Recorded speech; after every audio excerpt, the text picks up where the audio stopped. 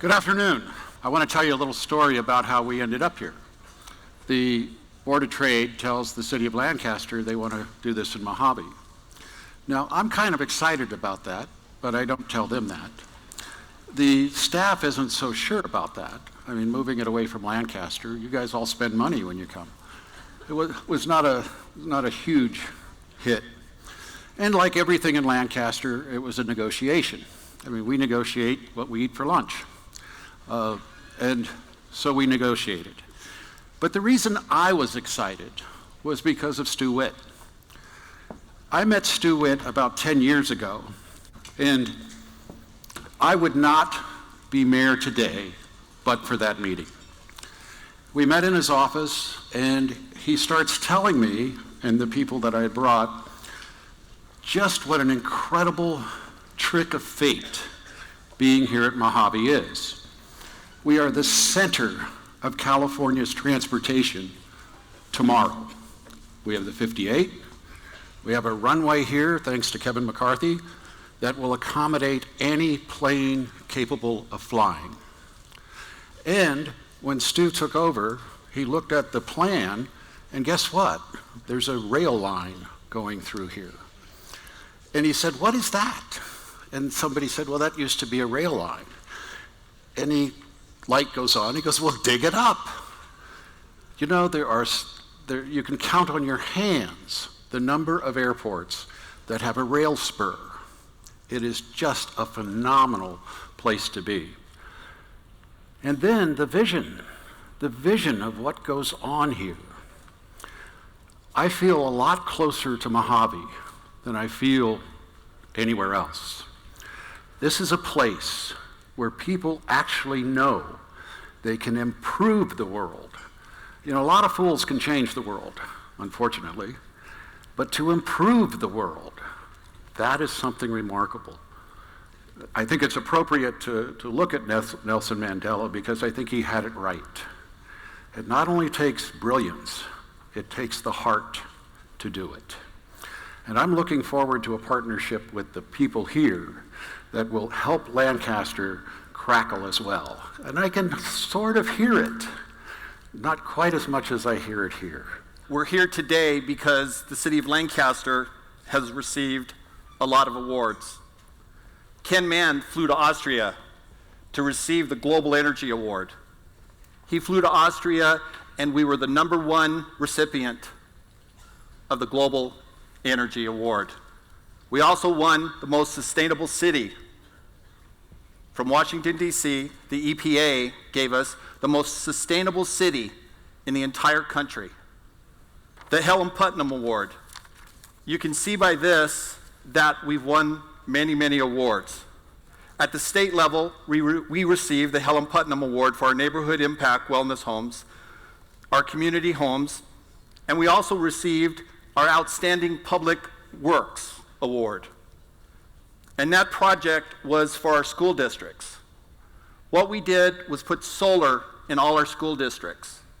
We saved our school districts over $500,000 last year because of this. We also received the Most Business-Friendly Award. We received this because we have a great staff. So you can see by this, we won many awards from the world, from the country, from the state, from the county. And if there was an award for arrogance, we'd win it too.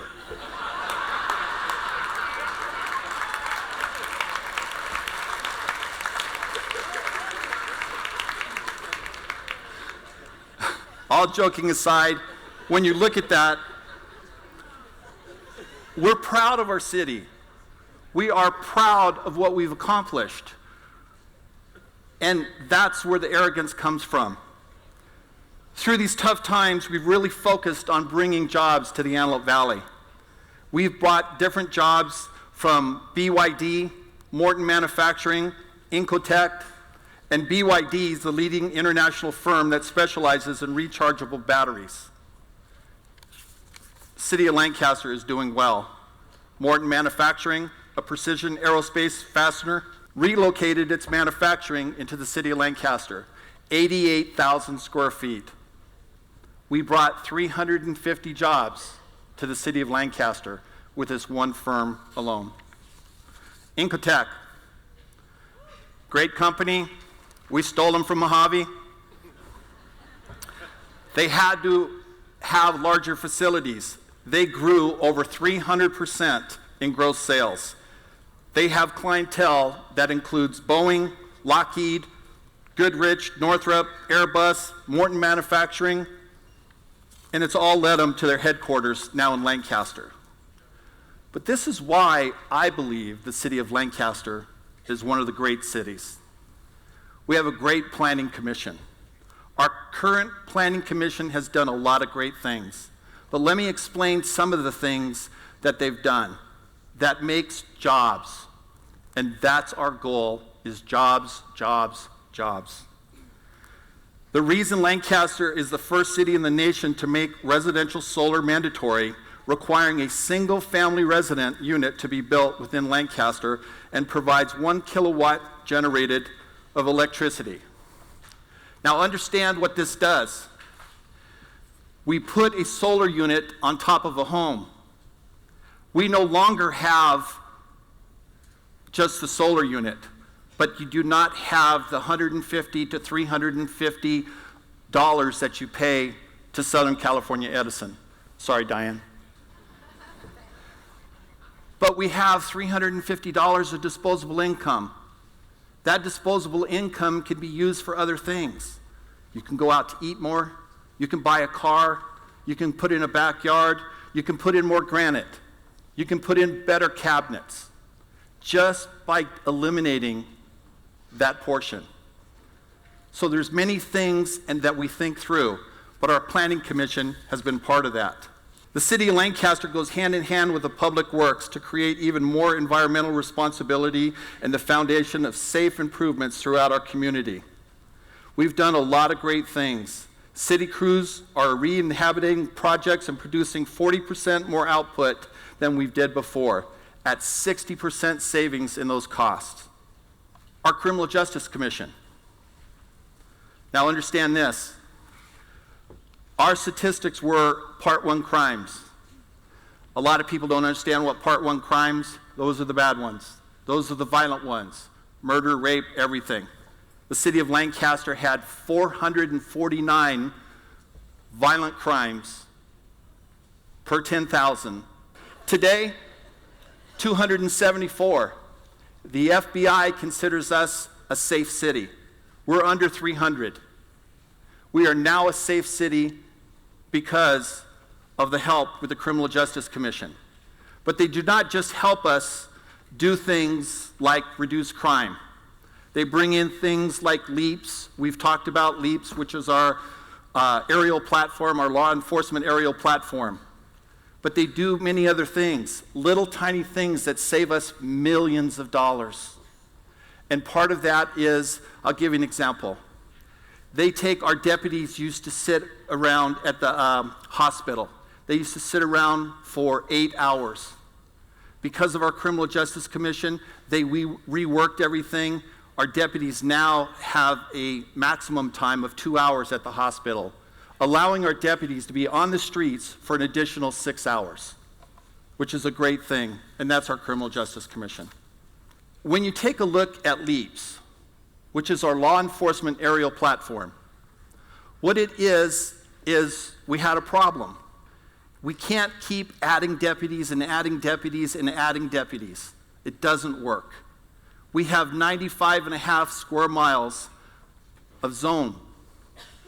Our city is large, it's huge, okay? Our response times for our deputies, and we have the largest contract for the County of Los Angeles. So we don't just minimize everything. Ours is the largest we can do. But our aerial platform, here's what it does. It maximizes our efficient efforts in which we want those criminals caught. But this is what it does. We have 5.5 minutes response time. On the 5.5 minutes response time, the criminals could go in, they could rob, they could drive away, they drive to other areas, They park their car there, they get out, they get in another vehicle, they leave. With our aerial platform, eyes on, less than 30 seconds. So when you look at it from a financial standpoint, we spend 50% of our general fund on law enforcement. As trends go, we would be spending 80%. That's not sustainable. We cannot do that. So we brought that into effect. We brought partnerships in. We have a couple great booster clubs in the Antelope Valley. We have the Palmdale, we have the Antelope Valley Sheriff Boosters. Helping us with that are different partners that have come in. You see here, Waste Management gave us $50,000 so every one of our deputies could have tasers. They could have options on what they do out there. Our Neighborhood Vitalization Commission, it evolved from a Section 8 focus committee to a true neighborhood improvement team. They manage such efforts as the annual Unite program, which is they pull everybody together. They do the health for the community. The Neighborhood Vitalization Commission also tackles health issues at the neighborhood level, and they work with the AV Partners for Health, our Neighborhood Vitalization Commission.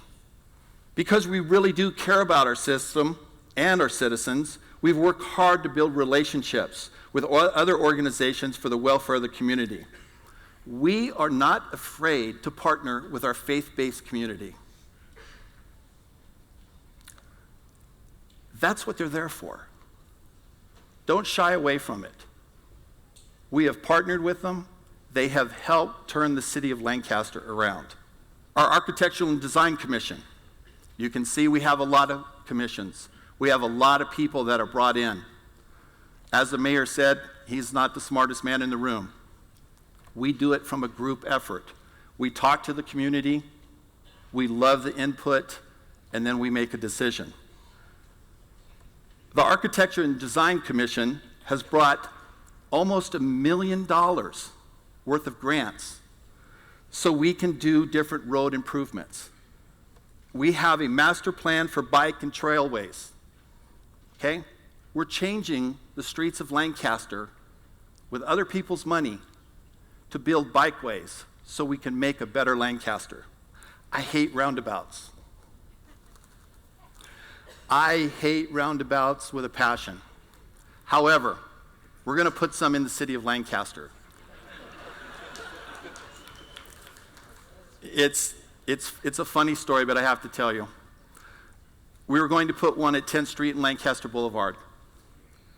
We decided not to do that because I didn't like it, and working together, we decided that's not the best place. They decided the best place to put it was 4 doors down from my house. It's not funny.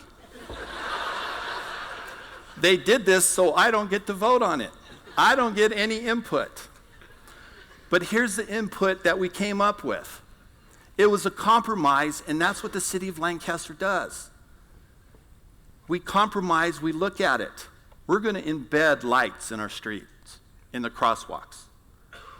So when people cross the crosswalks, everyone's going to know, for the safety of our kids, our adults, everybody.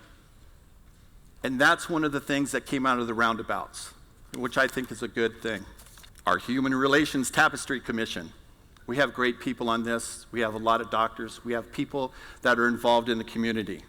The Human Relations Tapestry Commission has launched several programs to help foster the community throughout the city. Through the Weavers program, the Tapestry Commission brings together a wide array of solutions to a number of issues facing the city by inviting representatives from organizations serving diverse clients to present the purpose of organizing them in one.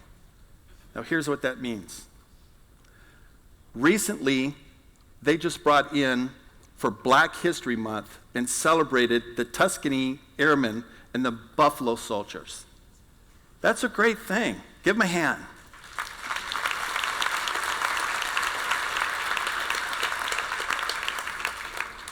We built over 500,000 square feet of medical center facilities in the city of Lancaster. The City of Hope is a good example. From the grassroots efforts at state-of-the-art facility, world-renowned treatment centers, the City of Lancaster has worked hard to ensure our citizens an access and help for information they need from this facility. It's 59,000 square feet of medical education center. It's a full-service cancer center that the entire community can use. And when I say community, I don't mean just Lancaster. We are the community. You heard Antonovich speak when he spoke in regards to what we call it the MAC. It's the completion of an ambulatory care center, 39,000 square feet, 38,000 square feet of county health services. State-of-the-art, Kaiser Permanente, 136,000 square feet, state-of-the-art Kaiser Permanente, first of its kind. First of its kind because they use solar water heating and reclaimed water. Historically, the Antelope Valley has been severely underserved when it comes to the urgent care services. This is why these services were brought to you by the City of Lancaster, the county, and a true partnership. You ask, how can we do all this? We have a great staff, and I do mean a great staff. We have individuals that are doing 2-3 times more because we've had to cut back. We've all had to cut back. We all understand that, but we have a great staff. And this comes into the partnerships. It all boils down to we work with our partners. We've worked with individuals. We've worked with the City of Palmdale. We work with the County of Los Angeles. We work with everybody. Recently, I've had the good fortune to work with Tom Lackey, Steve Hoffbauer from the City of Palmdale, and we're working on our homeless population. Now, this is something that we need to take seriously. This is something that is very, very important to the entire Antelope Valley. It's something everybody needs to get behind. And what we've done is we used our fairgrounds. It's an emergency facility now, and we're putting a portion of those people out there. The Antelope Valley has grown 393% of our homeless. They've grown 393%. It's a huge number, and we need to do something about it. And thanks to the City of Palmdale, the County of Los Angeles, the AV Fairgrounds, we're going to do something about it. Destination Lancaster. Destination Lancaster is a great thing, okay? We partnered with Ken Mann, which is a councilman, good pun, Sandy Smith, Ron Emard, and we're putting together effective partnerships. And those partnerships go further and further. But we bring in the National Rodeo Finals. We bring in everything to the community. We bring a lot of effectiveness to it, and we advertise the City of Lancaster. We do things like the AV Fair, the Circuit Finals for the rodeo, the Alfalfa Festival, the Poppy Festival, Field of Drass, Thunder on the Lot, and recently, Color Me Rad. That was fun. Okay, and don't forget the LA County Air Show, March 22nd. It's going to be a great event. It's held at Fox Field. You should all be there. You know, one of the things, well, the thing that we're attempting to accomplish with Lancaster is to make it the alternative energy capital of the world.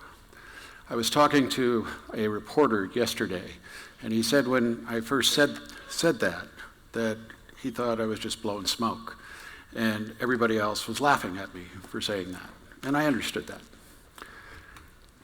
I also understood that it was possible, and I also understood that the world needs a center, because how ideas grow and develop is there's a center, and it's in the socialization, it's sitting in a bar, it's sitting in a coffee shop, and different companies, people talking, and ideas grow. If you're going to be in computers, you got to go to Silicon Valley. If you're going to be in finance, you got to go to New York, Hong Kong, or London. Wherever the center is, if you want to be at the very top, You have to be in it. We have this amazing opportunity to become the center of the world when it comes to alternative energy. We produce more kilowatts from the sun than any other place in the world. And that's because of our air quality, latitude, longitude, all of it comes together. And thanks to the people in Mojave and Roseman and Tehachapi, we have transmission lines to do something with that energy. The possibilities are magnificent. But the question is, why? I was actually, one of my Republican friends said, being first isn't such a great thing if there's no reason for it. So I'd like to talk to you a little bit about that. This may be the future of our planet. The skyscrapers of downtown New York City stand in 80 feet of water. Its famous subway system submerged. Boston, Philadelphia, Washington, Miami, they would all be underwater. Melting ice has flooded the oceans. The Arctic ice cap is long gone. Severe weather relentlessly assaults the planet. Record heat, record drought, record flooding. This is not a world we want to get into. Crop failure, mass migration, riots, extinction. Global warming. Two words that often invoke dire predictions of the planet's future. But is this really our destiny? This is the most serious of environmental problems. It's the one that we need to solve now. We head to all corners of the globe. The size of the population has declined. The future doesn't look good. Speak with leading scientists. Coral bleaching events are clearly telling us that reefs are in trouble. And examine the evidence to find out what global warming really means and if rising temperatures can truly make a difference between the world we know today and a world we may not recognize tomorrow.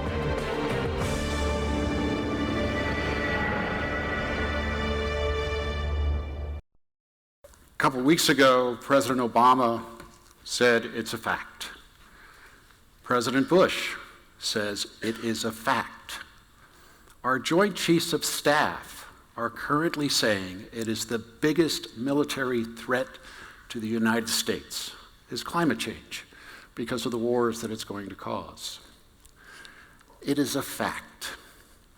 The problem with the fact is it's in the future and we can't see it. If it was an asteroid coming at us and we could see it, everybody in this room would probably be building a rocket ship to divert its path. The world would come together because we could see it, even though it's just a dot. And when I got elected, it was not even a dot to me. It was something that somebody else's problem. And then this happened.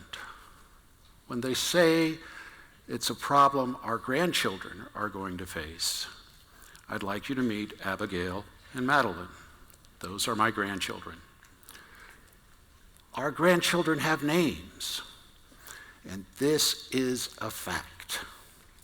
And the remarkable thing we find ourselves in, the place we're at, is we can do something about it. And that's what we're doing in Lancaster. What we're going to do is we're going to change the way power is distributed and how power is created. The history of this world has been written by those who had access to power. England went to dominance because they had surface coal.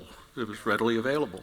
The United States reached dominance because our oil was on the surface, or relatively on the surface. It was easy to get to.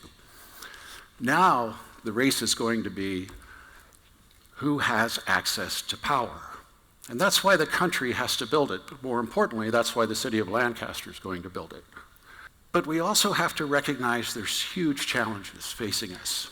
All of this that you see, the brilliant minds that are in this room, get ready for them to move if we do not solve the water situation. It's unbelievable what's happening to this state because of the water problem. It's worse what's happening to us. How many people have a front lawn? Next year, You won't. It's almost a certainty because they cut our water by 60%. If we do not meet the challenges of water, it's all going to stop because we need water to do it. That aquifer that's underneath us, that we pull the water from, it gets recharged. You know, when you water your lawn, where do you think that water goes? It goes back to the aquifer. Takes a few years, but that's what it does. If you turn it into steam, it doesn't go back to the aquifer. And if you put thousands of acre feet into steam, you've depleted the aquifer. And what we have to start recognizing is we don't buy water, we rent it. It's not ours. It has to recharge the aquifer. Certainly with the people in this room, this is a problem we can solve. And in fact, I'm going to introduce you to somebody who is solving it in a minute. That used to mean something else. Now it means we have to take control of our power supply. We cannot be subject to the whims of someone else. We cannot be subject to our citizens and our businesses having rate fluctuations that literally put people out of business. And we know if we do nothing, that will happen. So we're going to do something about it. This small city is California's biggest energy boomtown, Lancaster, in California's Mojave Desert. It averages about 300 days per year of the most intense sunlight in the country. We intend to figure out a way to use it the most efficiently than anywhere in the world. 3 years ago, Mayor R.Rex Paris set a net zero power goal to harness the energy from the sun and become 100% power independent. Today, the city is halfway there and produces the most solar power per resident in the state. We would be the deepest well if you were to imagine that was oil. And what's oil but power? And what is solar but power? How hard has it been to get people on board with solar energy? The city has just embraced it. Solar panels are just about everywhere, on downtown rooftops, at schools. Even the baseball stadium can power itself almost entirely by the sun. They produce about 97% of the energy that's used in those facilities. Jason Cottle is the deputy city manager and oversaw the installation of more than 6,000 panels in city buildings. The city leases them from a private company. We paid 10 cents a kilowatt hour. Okay. We were getting charged from the utility companies about 18 cents a kilowatt hour. So we saved the difference. It's made a big difference to the city's budget, saving more than $250,000 each year in energy costs. The mayor plans to save even more. We will be net zero within the next 3 years, and the goal is eventually this city becomes independent of the grid. And next year, this city takes another step closer toward its net zero goal, with a new law requiring solar panel installation in every single new home. Can you imagine being blessed with a staff that you come to them and you say, I want to be net zero, an entire city, and I want to be the first net zero city in the entire world. And they say, okay. You got Jason there, you saw him on the screen, who together with his co-workers or whatever, his associates, whatever we call, I mean, we're all in this together. In a matter of a year, put all the buildings in the city on solar. We're the only city in the world that does that, even to this day. We will be the first net zero city in the world. Why is that important? Because we want to create a template that once the rest of the world wakes up, they're not going to have to wait 10 years. It's going to be, this is how you do it. This is your ordinances. This is your zoning. This is how you do it. Because of that commitment, we've taken a Chinese company and put them together with KB Homes, and we had a meeting. And in the meeting, I said, build me a net zero house that's affordable to the average American home buyer. The response was, that's impossible. Now, anybody can build a net zero house if you want to put $1 million into it. But to make it affordable, now what does that mean, net zero? It means all the power comes in from the sun, you store it and use it during the night, meaning you could be totally independent of the grid. So we're down at KB Homes, and they got all these executives there, and I'm trying to act like I do this every day, when I really hadn't. And we got the Chinese company, BYD, there. And it was, just try. Just try. What do you need from me? Well, we'll waive building permit fees. But the biggest thing they needed was, how long does it take to get a building permit? How long is it going to be to permit all this? So I looked at my watch and I said, how long do you want it to be? That's how long it took. It was, once you get government out of the way, and once you turn government into a partner, it's amazing what we can accomplish. Because 4 months later, the impossible happened, and we flipped the switch on the first affordable net zero house ever built. And Tom DePrima from KB is going to tell you what that created after that. And we see that all around this alternative energy. You see it here with the space stuff you're doing. It's not confined to the project.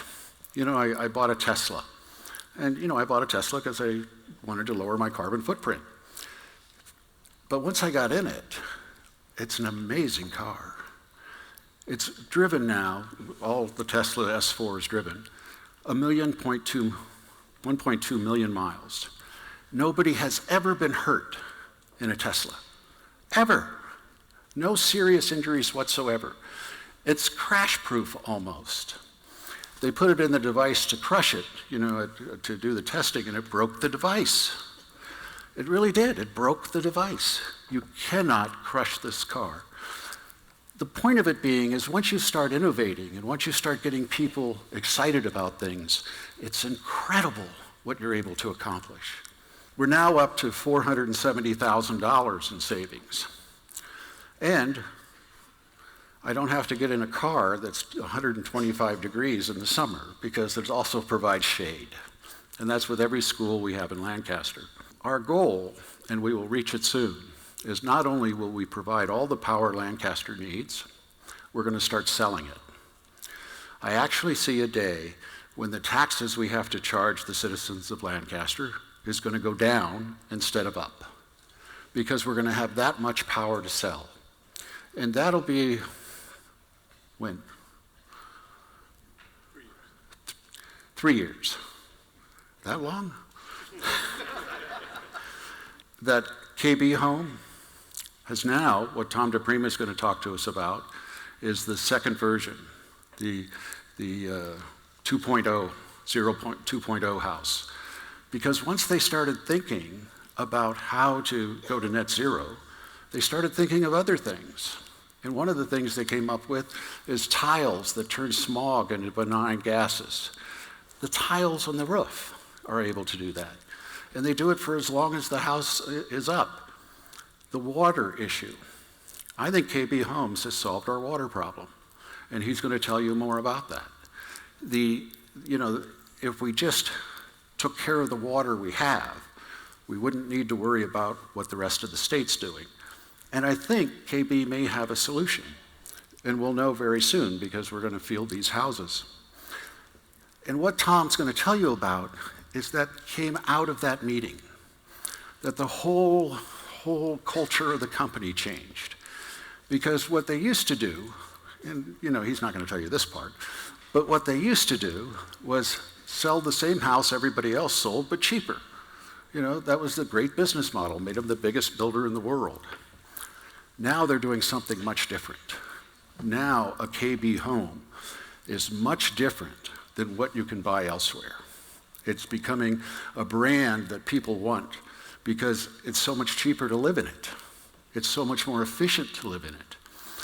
All because we sat down at a table and said, let's do the impossible. Here that's not such a big deal because they do the impossible every day. But to the rest of the world, it's unbelievable the reception we get. The thing I'm most proud of in Lancaster is what our schools are doing. And this is not something I'm doing. This is something the school districts are doing, independent of us. The Danita Wynn is here someplace. Danita, stand up. Where are you? Oh, well, she's here someplace.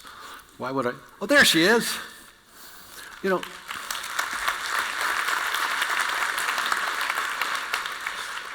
Danita was a mom who just wanted to improve the world in one school at a time. And one of the things that she helped create was SOAR. Do you realize in Lancaster, we have a school that is the top 1%, in the top 1% of the nation. The top 4 schools in the county, one of the top 8 schools in the state. Now think for a moment what that means.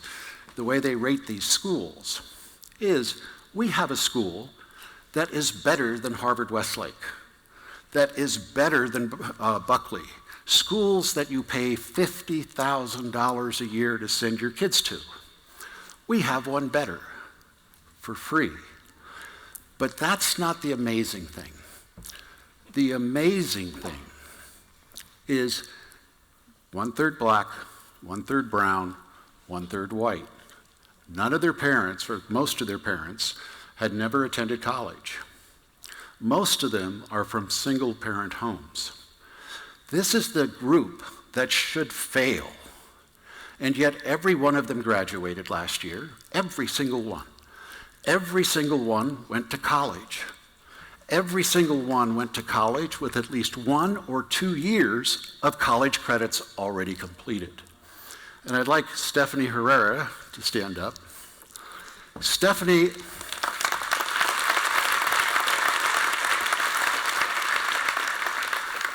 she's one of our hometown girls. She's Kenny Herrera's daughter. She grew up here, lives here, and is creating something in that school that will change the world. It will improve the way we educate children. And in fact, the group with her now, is this the MIT group? Oh, the MIT group is at Raytheon today.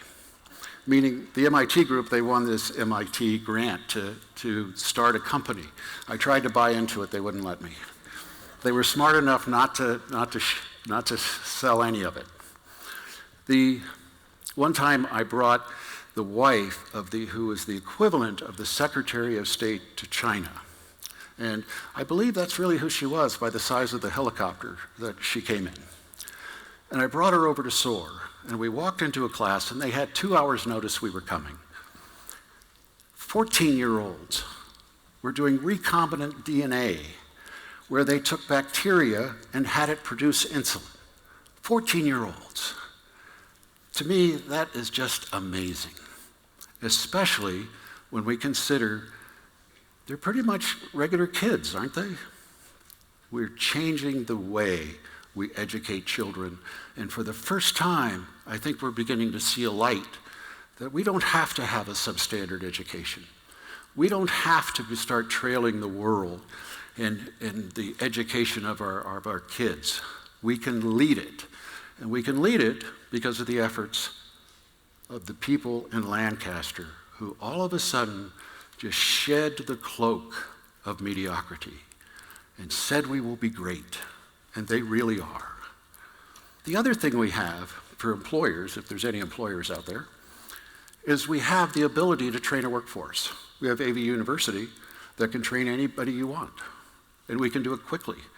We can train people to build rockets, we can train people to put in hospitals, we can train whatever you need, and we can do it quickly. That's something most cities can't claim. And in a couple months, you're going to turn on Showtime, and you're going to see that Lancaster truly is the center of the world when it comes to alternative energy. They're doing an 8-hour special on climate change. An hour of it is just about Lancaster, because no one else is doing this. We truly are creating a template for the rest of the world to follow. Well, it's kind of hard to follow global warming, the life of all your grandchildren on my back, and a few of the other things I have to do. But, interesting, Rex had called me and said, hey, would you mind doing about 15 or 20 minutes on some of the things we've done together? And based on the meetings I've had over the years with Rex, I know failure and no is not in his vocabulary. So I was happy to come. We have a great partnership with the City of Lancaster. We have the ability to sit down and collaborate and get things done. But the things we do and the things I've done with Lancaster, I couldn't do without some great trade partners. We have some phenomenal partners at KB Home. And one of them is SunPower. You know a lot about SunPower, you've seen a lot about them. They're a company that has been phenomenal for us. When we did our first home out here, our net electrical zero home, they saw a lot of what I was doing, started seeing me at trade shows, and I was going to figure out how to do solar, knowing every component, every rivet, everything that went into it. And Addison Marks, who's the regional sales manager for SunPower, came to me, and I sort of call him the godfather, because when he came to me, he said, I want to make a presentation to you. I want to be your partner. I want to show you all the things you can do, and you have 12 minutes to accept the deal. So he sort of made me an offer I couldn't refuse. Before I go in and tell you a little bit about some of the things we're doing at KB Home and some exciting things that we're going to be showing you in a press conference next week, I want to bring Addison Marks, who's the Regional Vice President of Sales for SunPower, for new builder sales, and a great partner, and let him tell you a few things we've accomplished together as partners. Thank you, Tom, and thank you, everybody. It's a real pleasure to be here. And how far have we come? If you would have told me 10 years ago that I'd be sitting up here in front of all you distinguished folks talking about solar technology, I would have said, you know, I always thought it would happen. But it's amazing to see that solar technology actually got started in the space industry. So there's a wonderful synergy today between using solar power for satellites that were used in space by the military and by the federal government. And now those costs have come down to Earth, and we're now including solar in many of the new homes that we're building in California. And as Senator Fuller said earlier, we never quit. We never quit when it comes to building innovative things. Just last year, a solar plane similar to this actually traveled the world using SunPower solar cells with no electricity, with no external power, just the solar cells powering that plane around the world. What innovation. Just down the road from here, SunPower is building the world's largest solar electric power plant called Solar Star.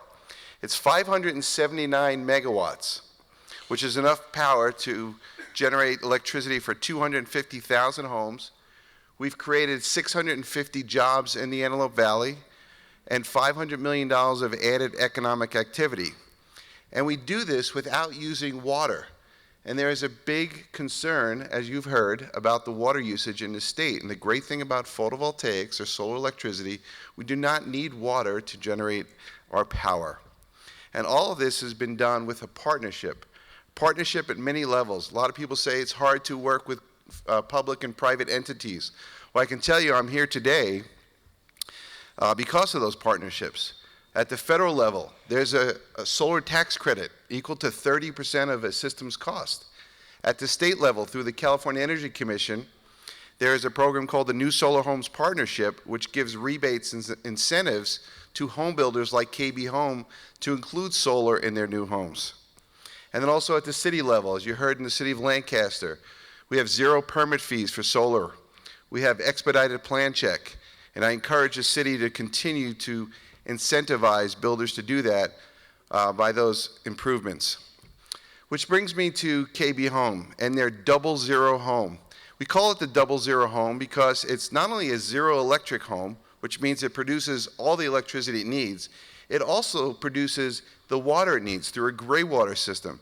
How many of us have been in the shower or washing dishes and says, you know, it seems to be a shame that this water is going down the drain and not watering my garden? Well, they figured out how to do that, and I think gray water is going to be a huge step, and my hat's off to Lancaster because many of the cities down in Southern California do not allow gray water, so I'm glad to see that they are pushing the envelope. So I encourage you to come see this home, this double zero home. This will be about the 22,300th home we've built with KB Home where solar is included as a standard feature, and over 330 of those have been up in Lancaster. The environmental benefits of those, as you can see on the screen, have been tremendous. Better air quality, tremendous environmental offsets. KB is building these homes at 15% above code. So all these, I say this has been a great partnership. We're using an abundant resource here in the valley, the sun, the benefits to the homeowners in terms of lower electric bills, having more disposable income to do the things they want to do in life.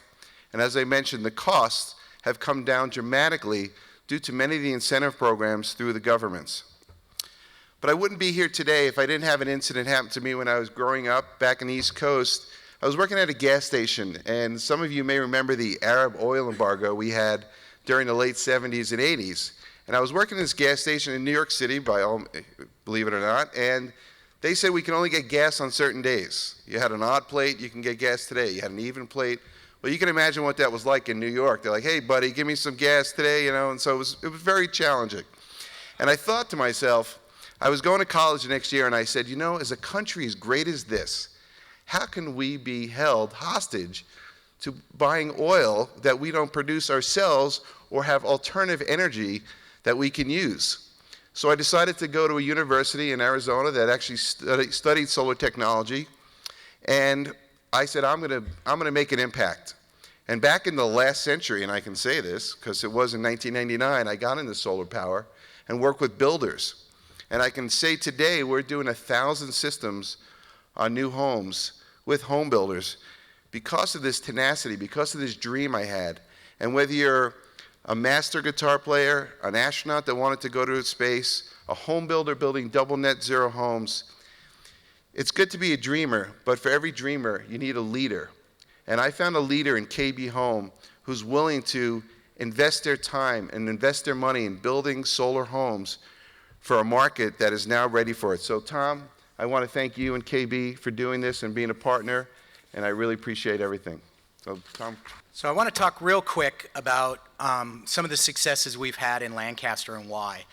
One of the keys to what I've had in experience with Lancaster is whether we're setting the vision or they're setting the vision, I'm always able to get a meeting with someone that can make a decision. There's nothing more frustrating in business, and we talk a lot in our company all the time at KB Home about the 3 Ps, the public-private partnerships. And it is the most vital thing for us. As I think back of the day in Westwood when I was with the mayor and we were talking about building this house, and we started putting all the cards on the table and said, how quick could we do it? And you know, the mayor asked us how quick we could do it, and we said, we can do it very, very quick, but we've got to be able to streamline the process. Their team brought that together and made that happen. They allow us to sit down and collaborate with them. We are constantly talking about the next thing with them. We built our first net zero home in Florida about 4 years ago. As you know, in California, we call it the race to net zero. We essentially, by 2020, have to get our homes. Now, the first home we built here was a net zero electrical home. This home actually is net zero energy. It actually will produce more energy than it will use. Now, because we have natural gas in this home, there's a formula where you would take and create extra kilowatts in order to offset the BTUs. And we want to continue to partner with Southern California Gas. They've been a great partner with us. So as we're getting to 2020, imagine that you're sitting right now 100 pounds overweight and someone said, hey, you got to run a triathlon in 2020. Now you can sit back on the couch eating Cheetos, but your chance of success in 2020 is not going to be great. You have to learn and train now, and that's really what we're doing. We're learning, and one of the things we learned in that first house, now this is our Net Zero 2.0, this is the actual house. That sunset comes standard with the home every day. You can see this house has drought-tolerant landscape. It's something that I sat on a committee with Lancaster, and we collaborated on how to do it, how to make it affordable, how to make it right, and what were some of the hurdles for us, and what do we ultimately want to accomplish. Little story on water. We had a project, it was 196 home sites. We were just about through the first 96 home sites. The project was separated by a channel. The product we were building there was to the old standards. It had regular fixtures in it, it had grass in the front yard, and that's how we were delivering it to the homeowner. And the city came to me and said, we're going to change our general plan and we're going to make sod obsolete. Can you help us? Put me on a steering committee. I worked with their team. I worked with professors from the Antelope Valley and from ABC, and we put together a program that made sense, that we could streamline the cost, we can make it work and make it look great. We then built those next 100 homes that were about 300 square feet bigger. They were a half a bathroom bigger, and they had an extra bedroom. We then went back after those homes were done and occupied, and for a year we studied. The first 96 homes were using nearly 1.2 acre feet of water in the desert. That's a travesty.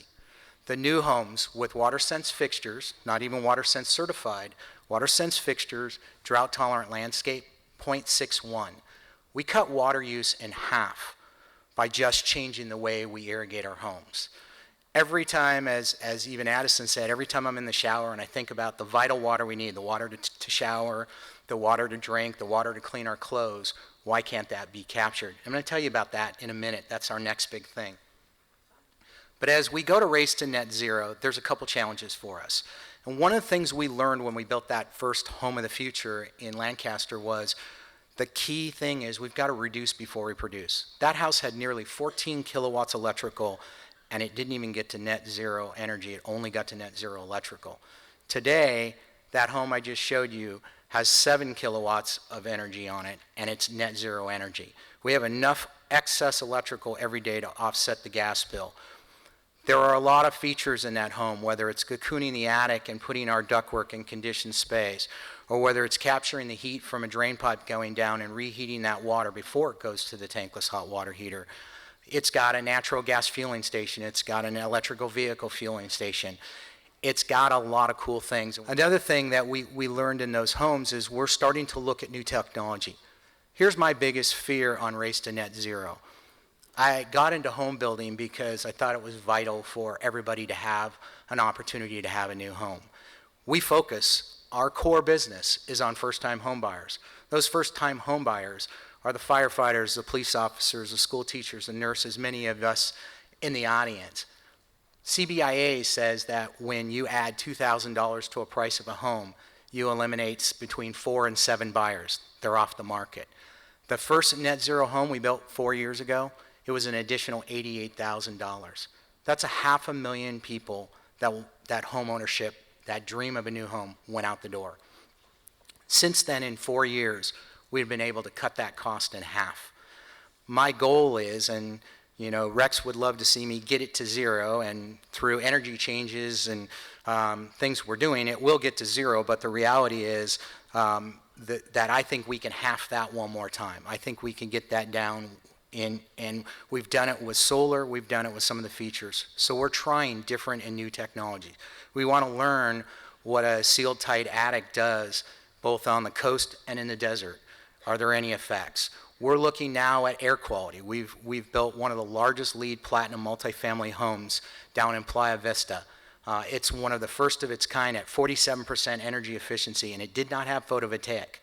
I am now building 2 new Platinum communities in Playa Vista, both that will have photovoltaic. Both of them running at 35 to 37% energy efficient. That's above the code of where we are. We need to learn and understand and partner with great companies like SunPower and our partners like Premier Plumbing, that when I said, hey, I want to introduce a gray water system, and we started working on this a year ago, didn't say, can't be done, won't get it done. It said, count me in, let's figure it out together. That's the key to our success. That's one of the successes I've had with the city of Lancaster. So this is our EPG. One of the things Rex always talks to me about is, it's great you're doing this, how do you share it and how do you educate the consumer? So our company went out and patented, much like when we buy a new car. Anybody bought a new car and looked at the MPG sticker on a new car? I think we all have done that. Well, this is our patented energy performance guide that goes in every one of our homes. This is the one from the net zero home. As you can see, your monthly gas bill would be $43. However, with credits from the excess electrical this home generates, you'd actually be at net zero on your cost to own this home. Pretty amazing. When you look at the middle of that chart, that's a Title 24 new home built today, just built to the standards. At 15%, you're at Energy Star. At KB Home, we built all our new homes Energy Star certified. To get to that 15%, we have third-party inspectors and raters that are in the home. They watch every bit of insulation, from how we caulk the plate of the framing going down to the installation of the insulation, all our sealing, all our caulking. They test our ducts at the end. They certify that they're tight, there's no leakage, all the things that are crucial. If you think about, if we're at 15% the guy that's just building to a calculation on a paper and it has no one overseeing it. And how many times have had inspectors say, this isn't tucked right under a wire, fix it, you're losing 1/8%. We're doing those kind of things, certifying our homes. We could be 20 or 25% more efficient. Then when you look down at that red bar, with the code changes that have come in place in the last 8 years, and a home that's only 8 years old to me is a relatively pretty new home. We could be at an Energy Star home 35 to 40% more efficient. And then you take this home at 37% efficient, it could be 60 to 70% more efficient. I've talked to homeowners that came to How to Buy Home events with me that I anticipated were all first-time home buyers. Not one person in the room was a first-time home buyer. Many of them told me stories of how they lost their home, not because the home went down in value, but they couldn't pay the utility cost. They went from a 1,500-foot home to a 2,000 square foot home, from a $60 energy bill to a $400 energy bill. They tried living without the internet, they tried living without air conditioning, and there was no quality of life. I said, we got to fix that. That's why I've been so passionate about what we're doing on sustainability. Well, we have a crisis in this valley. It started about 7 years. As you know, we're on a water moratorium. No new entitled maps, no new jobs, no new industry. All that is going to be a thing of the past. And one of the reasons is that we have some great partners. We sat down and started working with Antelope Valley East Kern Water Agency. I know probably a lot of them are in this room. And they said, let's put a steering committee together and let's figure this out. We brought in leaders from Roseman, from Palmdale, from all areas out here in the Antelope Valley. And we sat. I think the hardest thing in those meetings was trying to get all our calendars synced up to have a meeting. But we did it, and we did it regularly. We are on the doorsteps of finalizing a memorandum of understanding, an MOU, that will allow us to go find new water, buy it, not take away from anybody that already has water, and be able to build more hospitals, more schools. But again, just like we have to do on the race to net zero, we have to do the same on water. We figured out a way to get 50% of the water out through the drought-tolerant landscape. And you know what? I haven't had one. I used to hear all the time how a homeowner won't come from the valley with their grass and buy a home. I've had no complaints on the drought-tolerant landscape. In fact, homeowners tell me all the time they love it, and they're replicating it in the rear because they like having a weekend free, not mowing their lawn, not high water bills. It's become very, very popular, and it's been a great thing. Well, we're now looking at what if we could reduce that water by another 20 or 30%? What if we could get it to a half an acre foot? Well, at 60% reliability, that means every acre foot that we buy, we can actually be building a new home. We can take that technology not just to homes, but we can take it to schools. You can see Kaiser's doing a lot of this technology right now in their new building, and this is all there for us to take.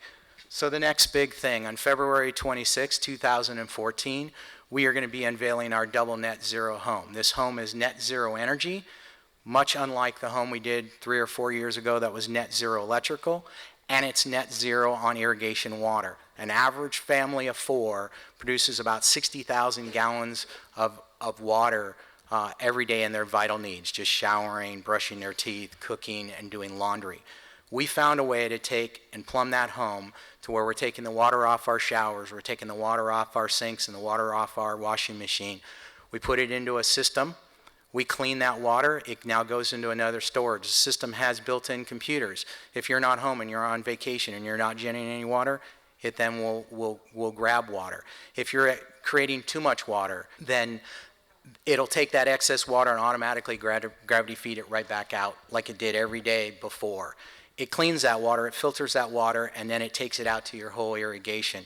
This house actually produces more water with a family of 4 than it would use in a calendar year, and we're prepared to demonstrate that.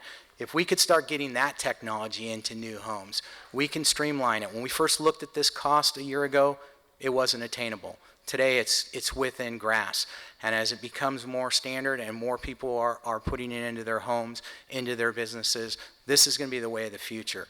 We're here thinking about future economics. Well, let me tell you, there won't be any future economics in our valley. I live here. I'm entrenched, I'm involved, and I know that we won't be here if we don't solve water. That's one of the things we're working on, so I would love for you to come see us on February 26th.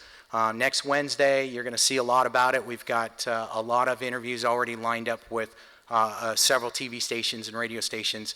This is the next big thing. This is the future of the Antelope Valley, and I couldn't be more honored to do it in Lancaster with some great partners that know what collaboration, partnership, and streamlining is all about. Thank you.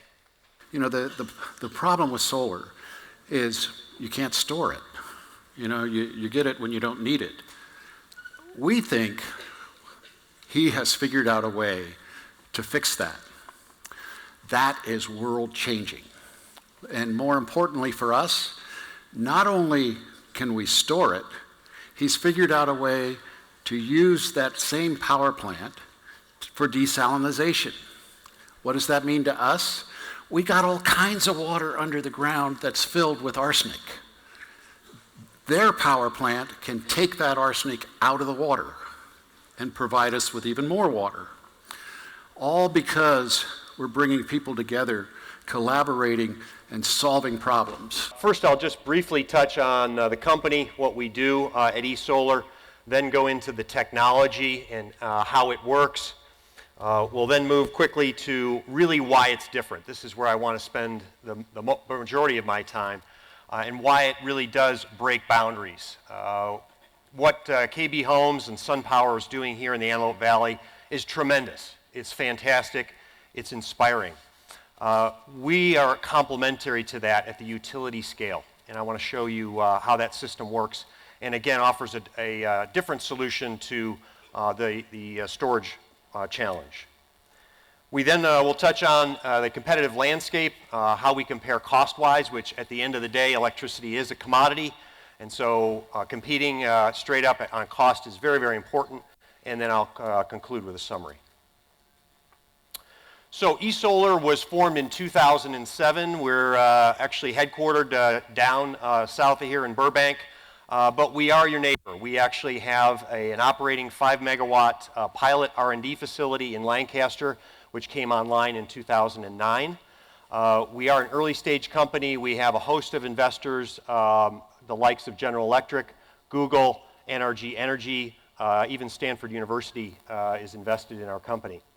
So we collaborate with off-takers like the City of Lancaster, like other entities in the Antelope Valley, owner-operators of power plants, developers of projects, engineering, procurement, and construction firms that build those plants, and then equipment providers that provide the equipment associated with those plants. And we bring it together in a way that solves unique problems. We can apply our technology across a vast array of applications. You see them pictured here, both power and non-power. Our main focus is the area that we have highlighted in yellow. As the mayor mentioned, we can use our technology and the sun's energy to desalinate water. I'm not going to talk about that today, but that's another exciting problem that we can solve here in the Antelope Valley in a unique way, in a renewable way. We also can use it for enhanced oil recovery. Sounds a little bit strange, but in fact it is a positive to the environment and to the overall carbon footprint. Today, a lot of natural gas and oil is being burned in order to create steam to drive it into the ground to create more oil from various reserves, typically the older reserves like we have here in California. We can replace that fossil burn with our system, use the sun's energy, create the same steam, and in fact then produce that oil that we do continue to need for the foreseeable future. And then the molten salt technology, which is the storage technology that I want to spend the majority of my time speaking about. So this is how it works in a simplistic form. Draw your attention to the sun in the upper right corner. We'll start there and move down through how the energy flows all the way out to the grid. So this is a bird's eye view of one of our modules, as we call it. It consists of a central tower with the receiver at the top, surrounded by a large number of very small mirrors. We call them heliostats. Those mirrors collect the sun's energy very accurately. I could throw out some numbers, but it's not important. It's really hard to do. You know, the sun's moving through the sky, and you have to very accurately point it onto a very small surface in order to concentrate that energy in a way that is usable.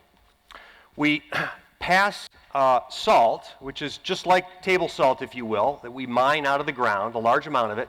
Little known fact, if you actually heat salt up to about 220, 230 degrees Celsius, it turns fluid, and it's just like water at that state. We call that cold salt, and we pass that from a tank out through to the receiver. You can see it there in blue. It goes up the receiver, and then it absorbs that sun's energy that we've concentrated on it with the heliostats or solar mirrors. That results in hot salt. We can heat it up by almost 300 degrees Celsius. Think of it as a large thermal battery at that point. We then bring that hot salt down, we put it into a tank. It's an insulated tank. It's not dissimilar to tanks that you see out here on 14, or you might see a silo going down the road in the agricultural areas. With that hot salt then, we can take water and we can turn that water into steam, and in a closed loop, not an inefficient open loop system, but in a closed loop system, we can use that steam to spin a traditional steam turbine and create electricity. So why this is so important is that we effectively decouple the sunshine hours of the day from when power can be produced, because we can store that solar energy in that thermal battery for as long as we want in that tank. And then as the production profile of the plant dictates, we simply convert that solar energy whenever we want it, not necessarily when the sun's out, into steam and into electricity. So if it's a cloudy day, we can continue to produce electricity. After dark, the sun goes down, we can continue to produce electricity up to 24/7. Now, traditional renewables are great. One of their known issues is the intermittency. In the case of PV, when a cloud comes over or when the sun goes down. In the case of wind, when the wind doesn't blow. And so storage is becoming a much bigger issue. And again, we've got a solution today that's available, developed here in Southern California to solve that issue for us. So this is what a typical day looks like. This is a 24-hour span across the bottom. The yellow would be typically when the sun would shine. And you can see that spike down at multiple times through the day. That would be, say, when a cloud would come through where you wouldn't actually have the benefit of sunshine. In a typical solar system, your output would go down and go potentially down to zero at that point, creating an intermittent source. And then, of course, after dark, you'd stop producing. What we can do with this system is produce power as is pictured like in the green there. We can time shift it to the demand profile of the off-taker. So typically, the heaviest usage is, say, from 1 in the afternoon until 9 at night.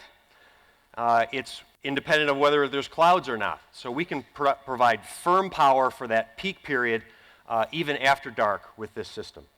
Our system is very modular.